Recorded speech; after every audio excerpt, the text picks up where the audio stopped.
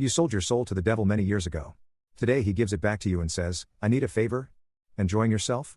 I heard him ask. I didn't look up. I already knew who it was. I said. I was lying on my yacht in the Gulf of Mexico, taking in the sun. He came every so often to remind me of our bargain. Of course, there was no need to remind me. No one will ever forget they're selling their soul. I'm not here to torment you, he said as he lay down next to me on a luxury deck chair, putting his hands behind his back. His maroon suit tight against his skinny frame. I'm here to help you. I laughed and pulled down my shades down a little and looked at him. He was staring up open-eyed at the sun. I always enjoy my visits here, especially to you. I imagine all the rest of the suckers like me are doing pretty well. I'm not the only one with nice toys. He shook his head. Not everyone, John. Not everyone. You'd be surprised at what some people sell their souls for. Some don't appreciate a good thing until they lose it.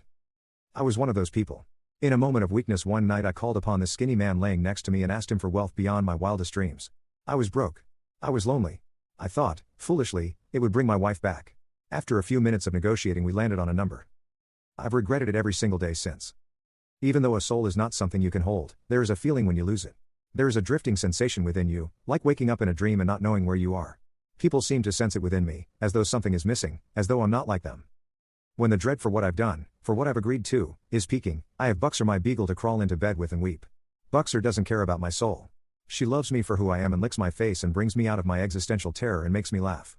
If it wasn't for Buxer I would have killed myself long ago.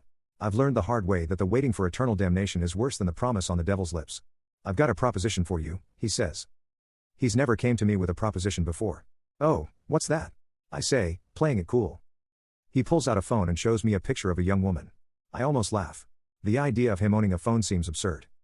When in Rome, he says as though reading my thoughts. The girl in the picture was young, pretty in a natural way. Who is she? I asked.